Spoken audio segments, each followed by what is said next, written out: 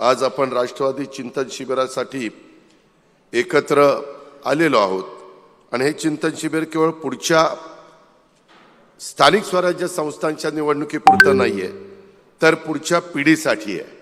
आणि म्हणून तुम्ही सगळ्यांनी आजपर्यंतची जी शिबिरं पाहिली त्यापेक्षा आजचं शिबिर थोडंसं वेगळ्या पद्धतीचं आहे, ते तुम्हाला दिवसभरामध्ये लक्षामध्ये येईल।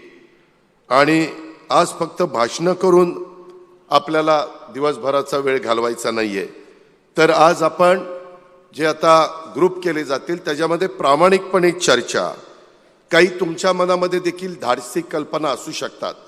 नवीन जनरेशन आहे, माझ्या लाडक्या बहिणी आहेत, माझे बंधू आहेत, आमचे वडीलधारी आहेत आणि त्याच्यामुळे काहींच्याकडे अनुभवाचे बोल असतील, काहींच्याकडं एक नवीन व्हिजन त्यांच्या डोळ्यासमोर असेल आणि म्हणून काही धाडसी कल्पना, काही ठोस निर्णय हे आपल्याला घ्यायचे आहेत।